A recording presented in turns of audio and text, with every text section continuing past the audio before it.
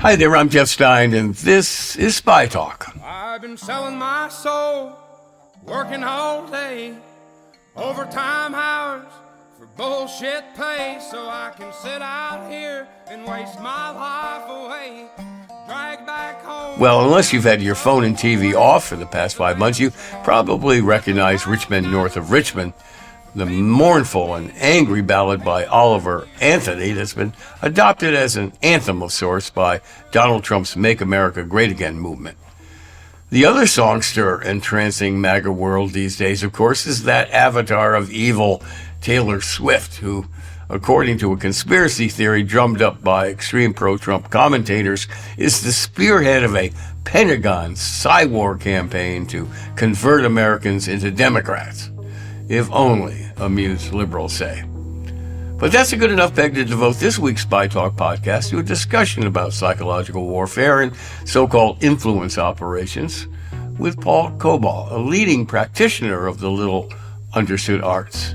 In that world, rich men north of Richmond would be called a strong narrative, a message that emotionally connects with the millions of Americans who think something's terribly wrong with this country, a sentiment shared by many across the political spectrum, but who blame it amorphously on rich people, Democrats, liberals, rhinos, those few Americans left who are willing to stand up to Trump's appeal, principally, but not entirely, to resentful middle-aged white men, evangelicals, especially anti-abortion evangelicals, gun owners, and nationalists who want to remake America as a Christian nation, and even those who think the violent January 6th mob assault on the U.S. Capitol was justified and may be called for again if Joe Biden wins re-election. Paul Cobaugh spent decades in the U.S. Special Operations Counterterrorism community, primarily focused on blunting the emotional, social, and political appeal of adversaries like Al-Qaeda, ISIS, and Hamas to youth across the Middle East and beyond.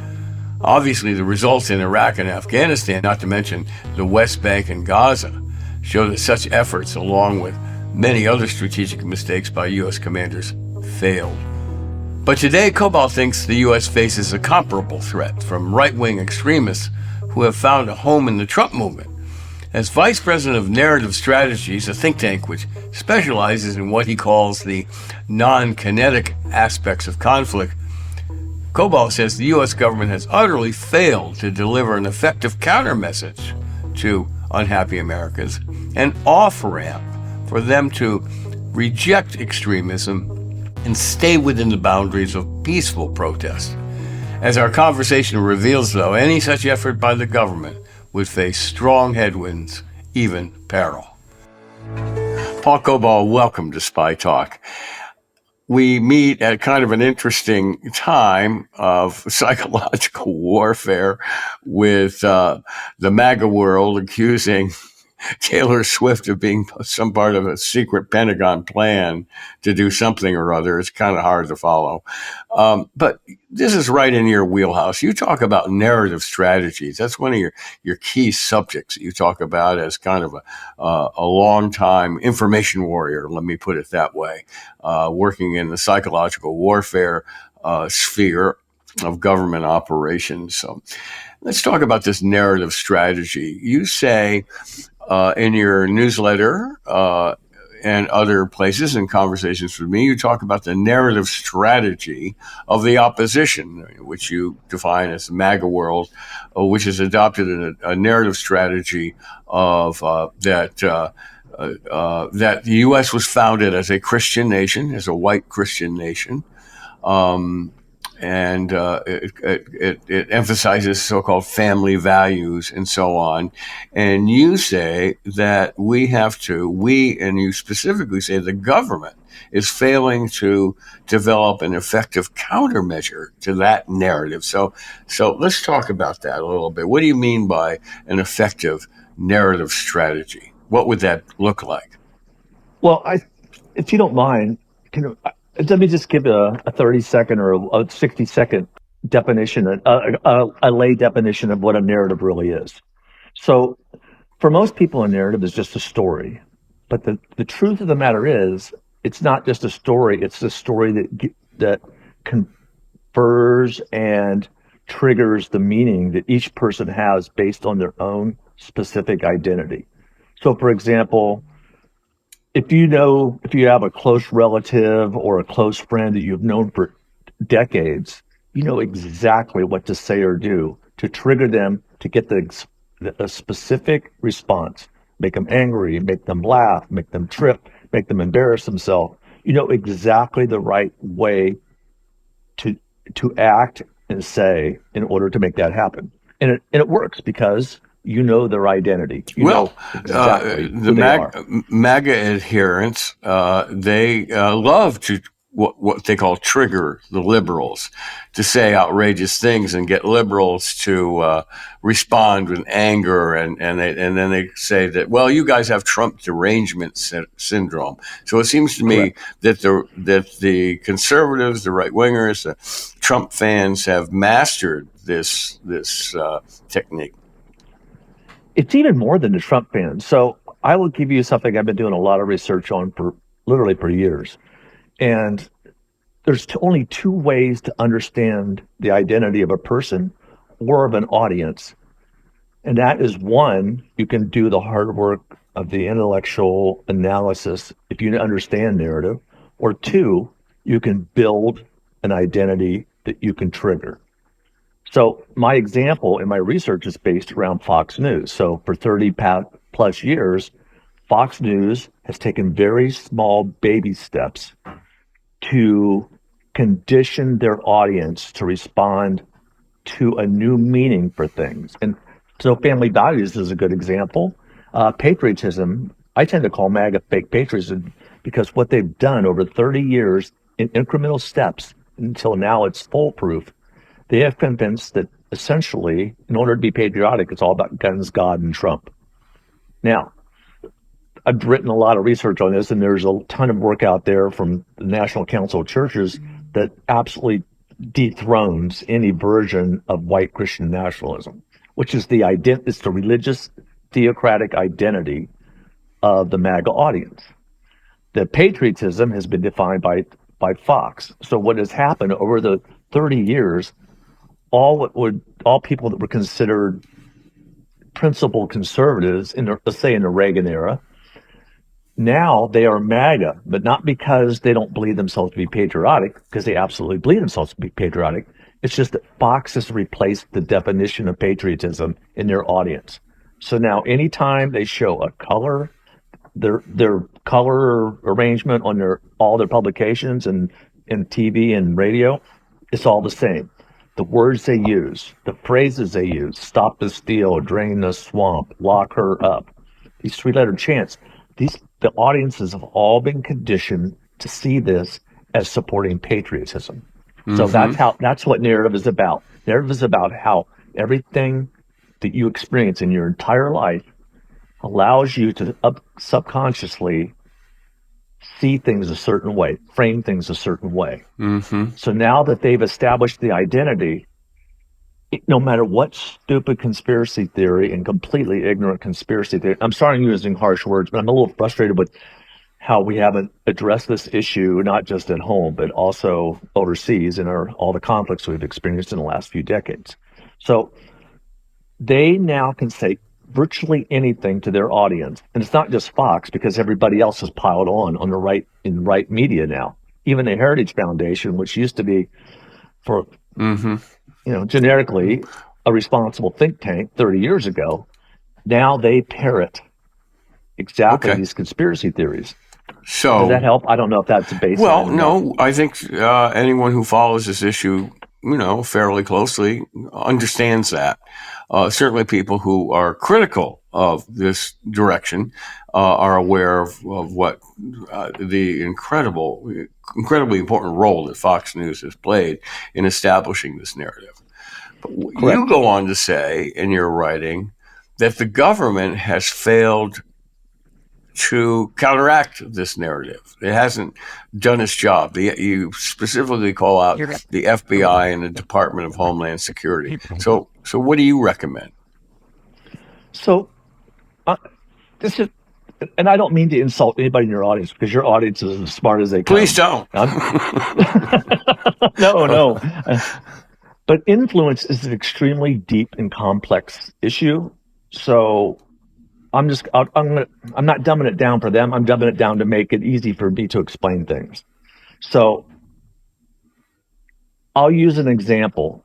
After 9/11, and then we've talked about this before, after 9/11, the Department of Homeland Security, after it came to be, after 9/11, they talked to the American people every day, all day, round the clock about the type of terrorism that's centered on Islamic extremism. They engaged the audience. They explained to the audience. They told people what the threat level was and why. It was complete. They established a complete, honest narrative about threats. Well, primarily there. And it wasn't hard. It wasn't hard after the 9/11 attacks with the World Trade Center and the Pentagon in smoldering ruins. Exactly.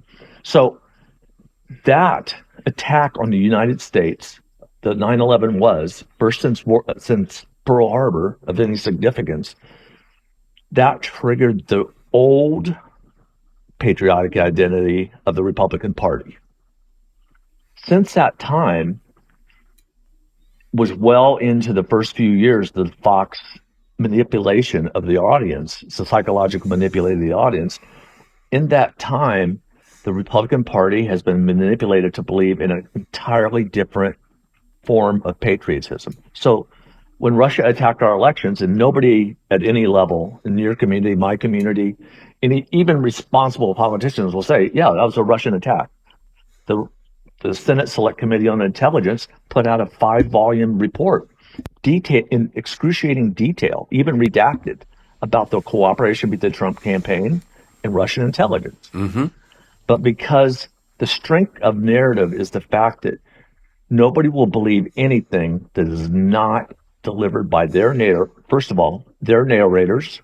So Fox or Tucker Carlson or any of the clowns like Joe Rogan and those folks, whatever they say, as long as it's on narrative, their audience will believe it and discount everything else. Well, this is a well-known principle, and it doesn't need a social scientist to tell us that we tend to believe things that are delivered by people that we trust.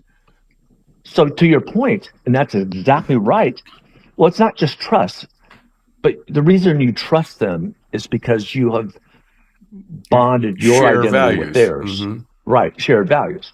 We don't have that anymore.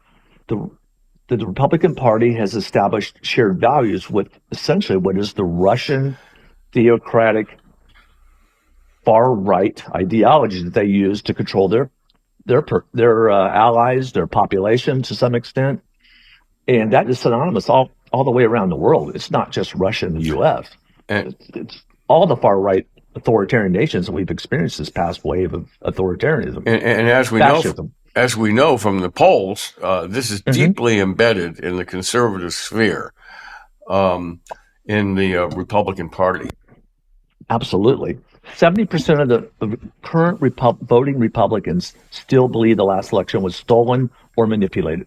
70%. So this is why I talk about this subject so often, because everybody that says all the polls say these Republicans are not going to vote for Trump again, they're nuts.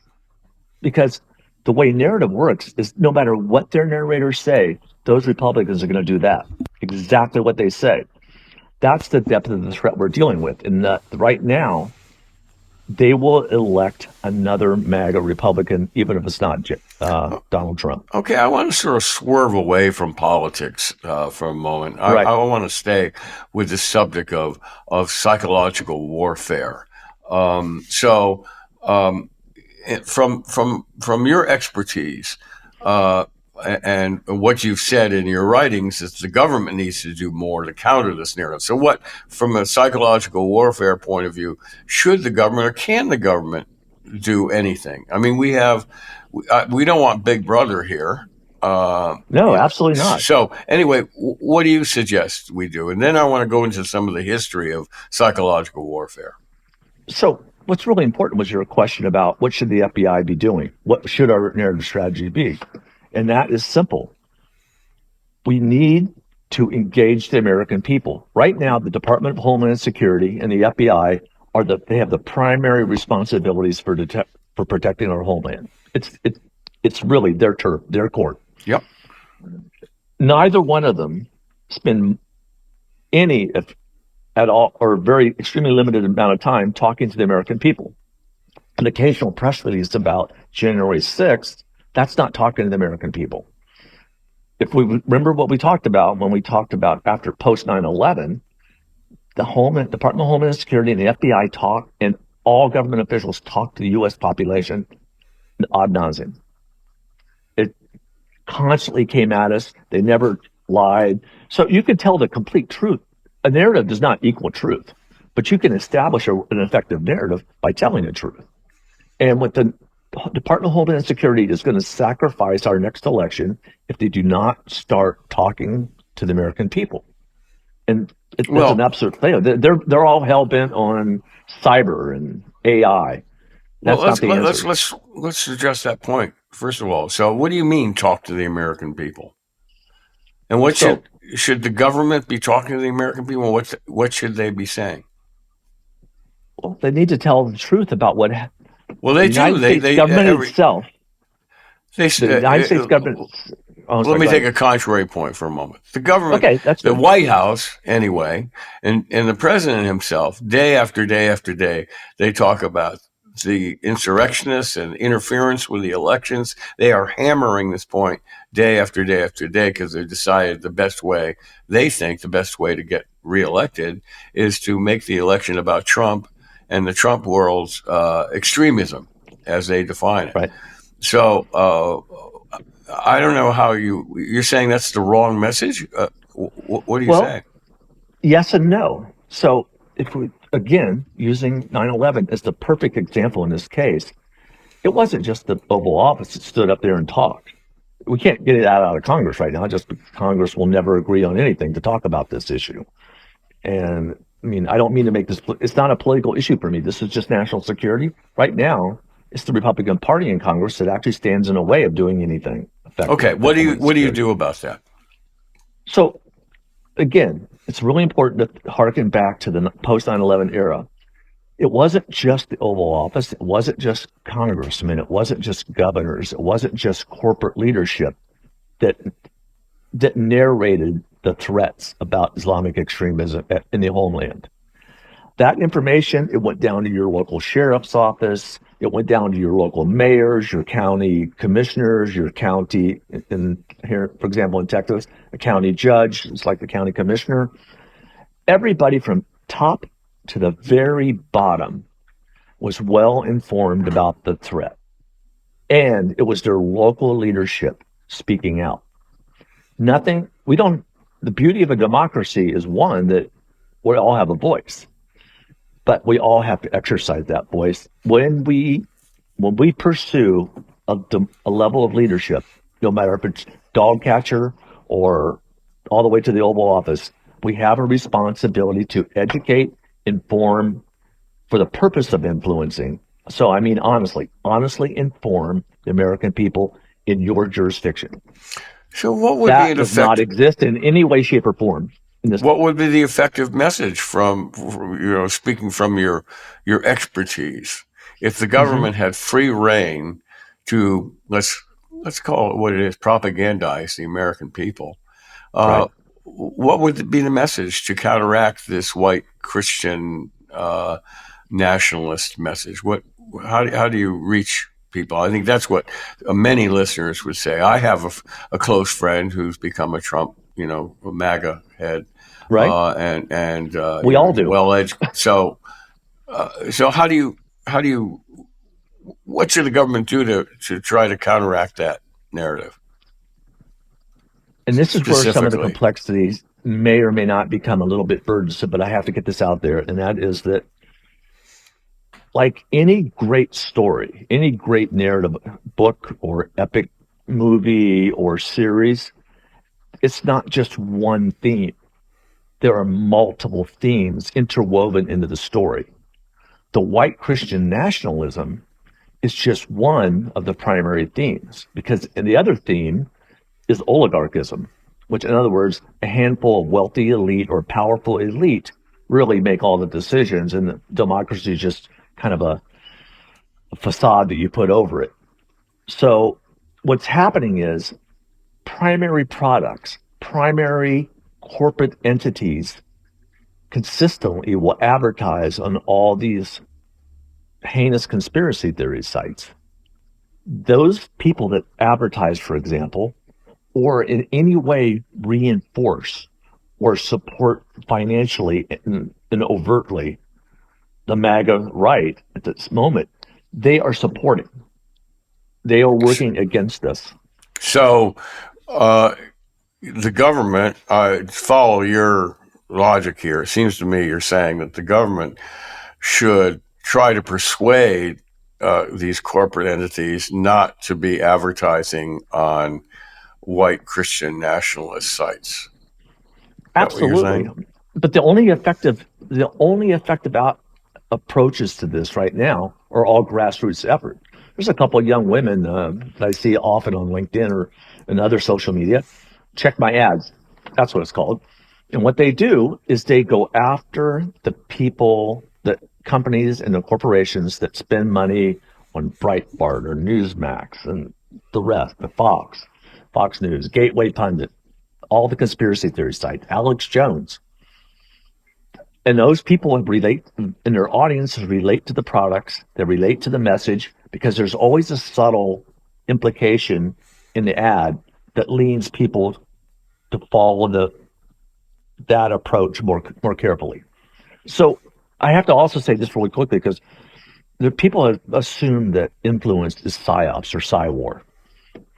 Influence is about the full spectrum of the U.S. society, especially every sector of U.S. government that engages with the U.S. population, is to consistently and effectively inform the U.S. public about what they're doing, what their agendas are, why they're doing it, because every entity within the U.S. government, Department of Commerce, Department of Transportation, they are all executing a mission based on true American values.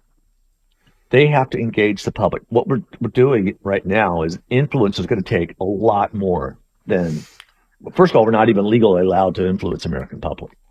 Right. This is what I'm trying to get at. I mean, you specifically fault the FBI and the Department of Homeland Security for not effectively countering this message. And we've seen the FBI sort of go outside its lane in the anti-counterterrorism fight, where they would pay visits to Arab Americans who were suspected of having sympathies for Al Qaeda or ISIS. It was very chilling. You know, there was no evidence that they were involved. These subjects were involved in terrorism. But once they paid a visit, their name was in the system, and they might be prohibited from boarding a plane and so on.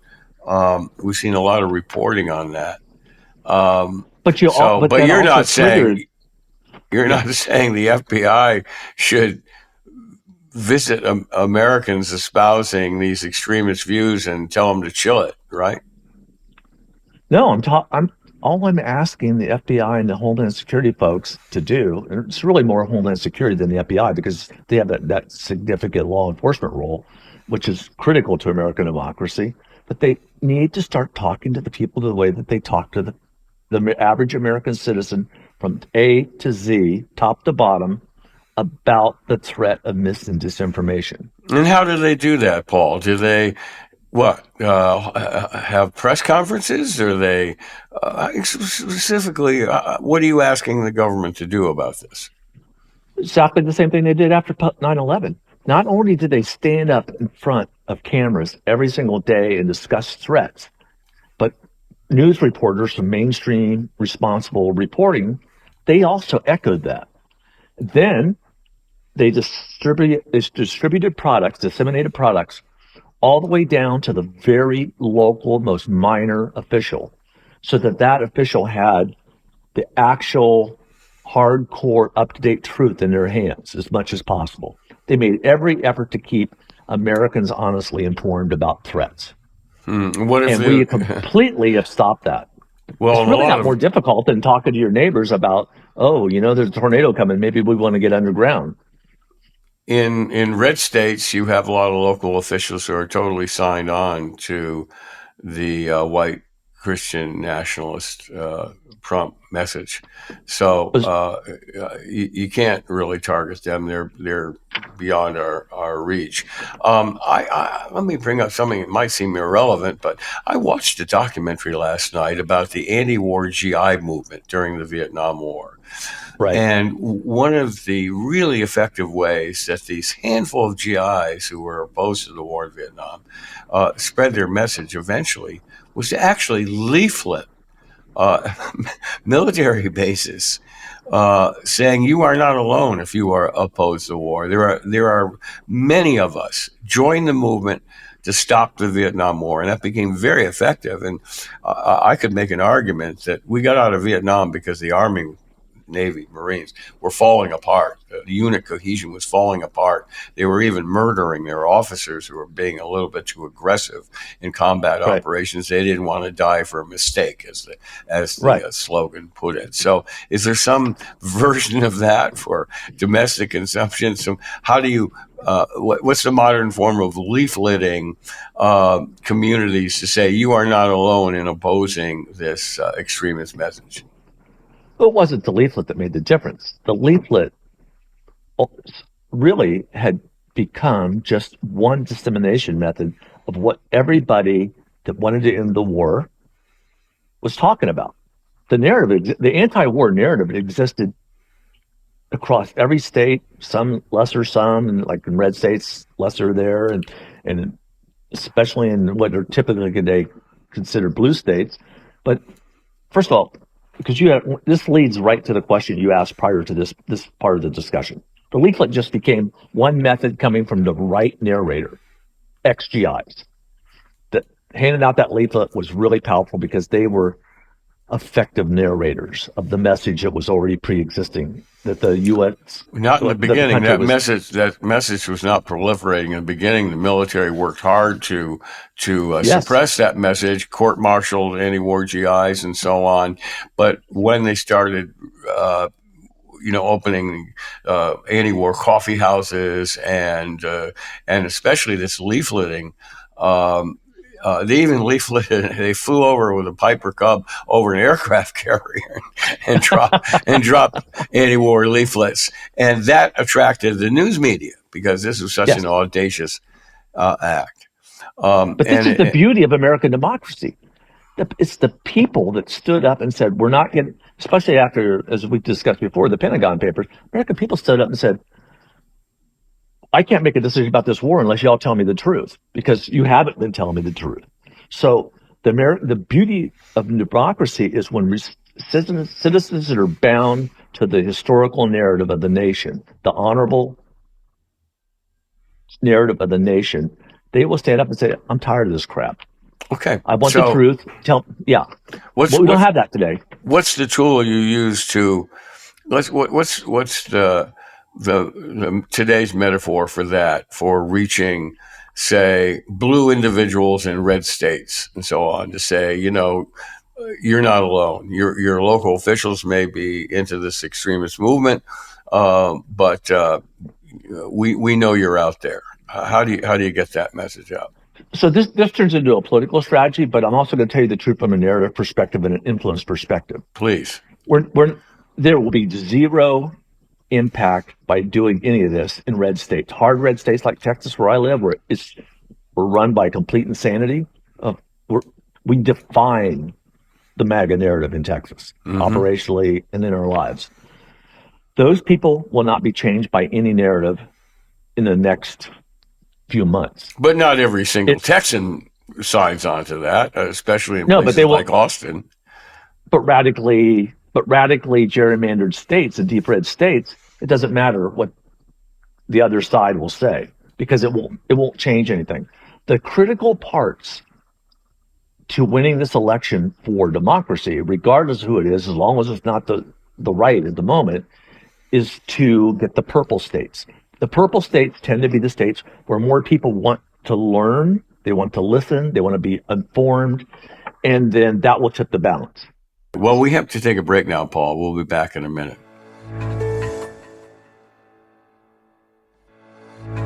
Okay, we're back.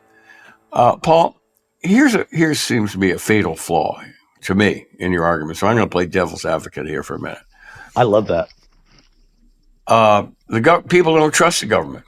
across the board, liberals, conservatives, MAGA world, progressives.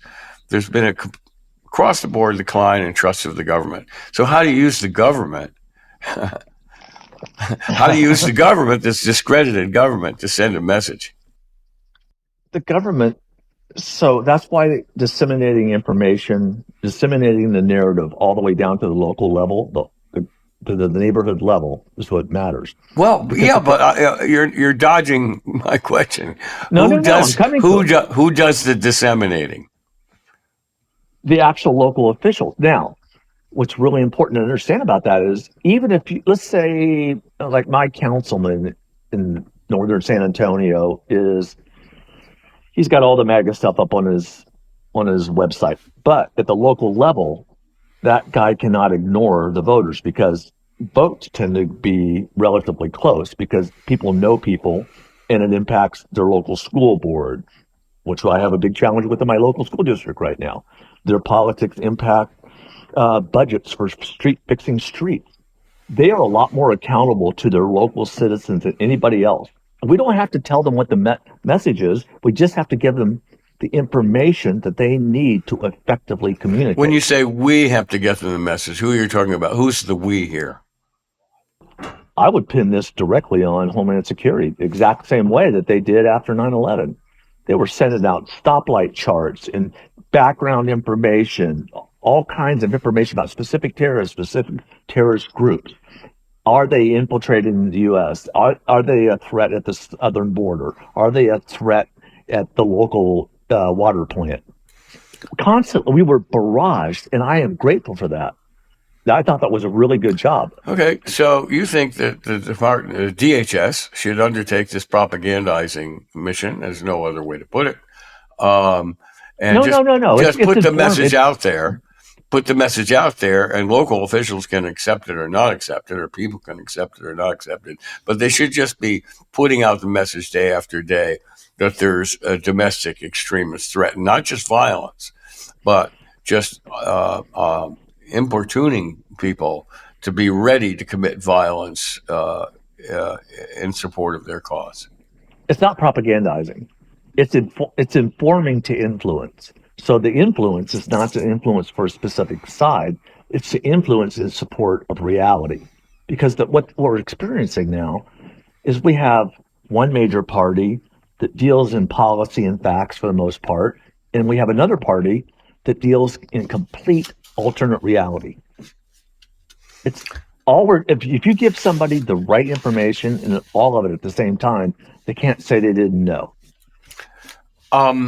The Department of Homeland, the White House actually made a big drum roll a couple of years ago when they said that for the first time, the Department of Homeland Security has designated domestic violent extremism as a national priority area within the Department's Homeland Security grant program. I'm reading now from their press release, which means that over $77 million will be allocated to state, local, tribal, and territorial partners to prevent, protect against, and respond to domestic violent extremism.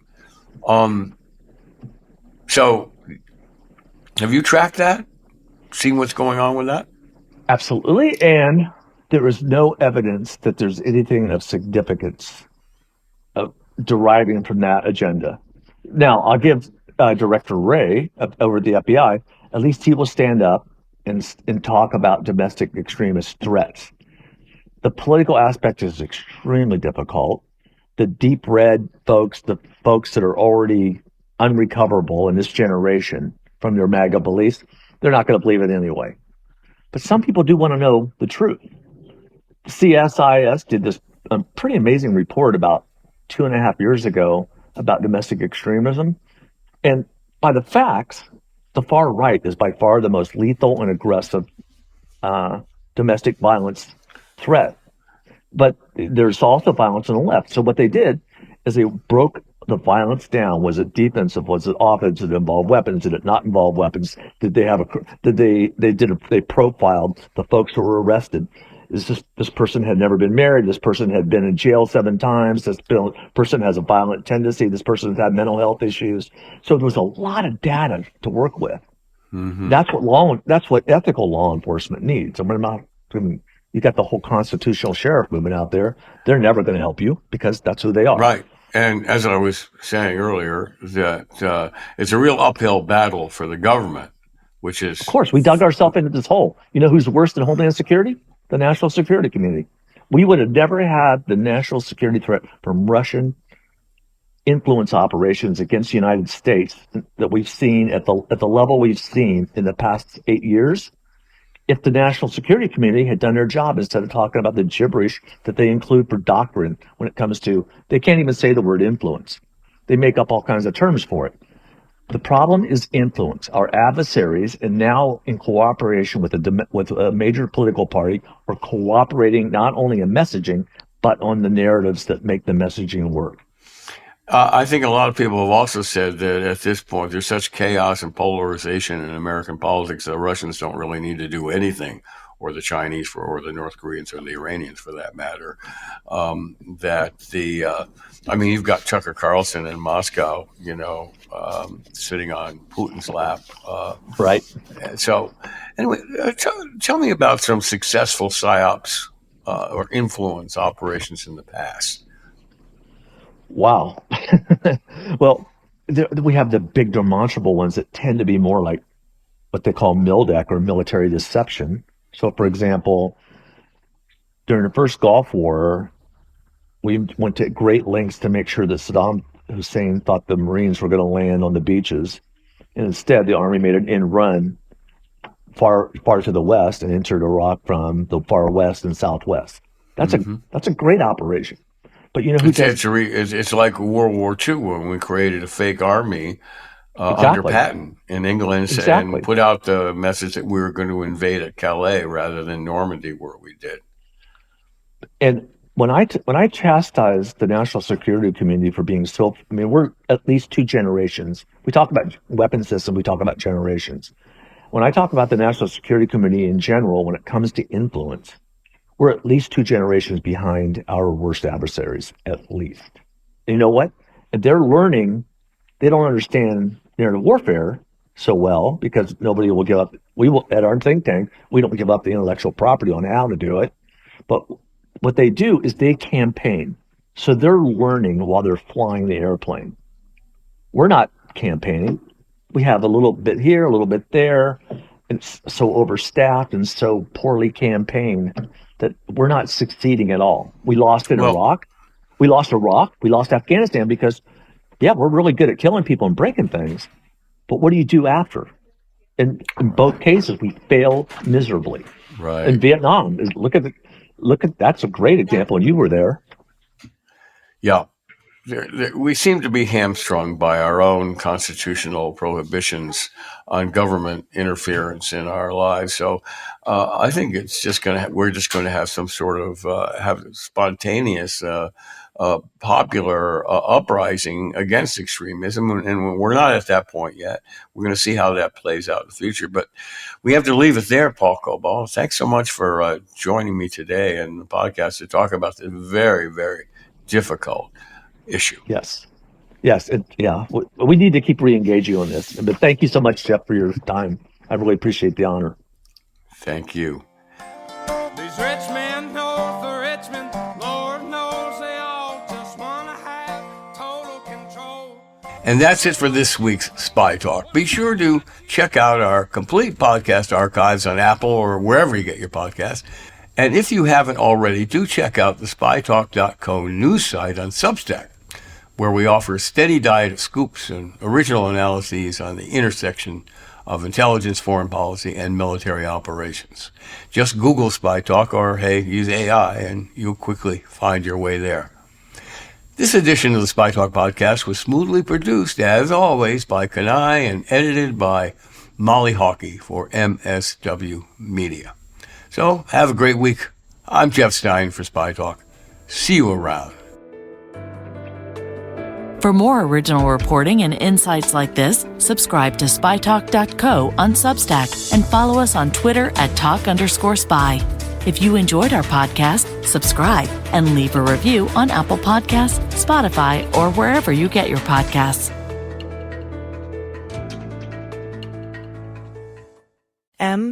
SW Media.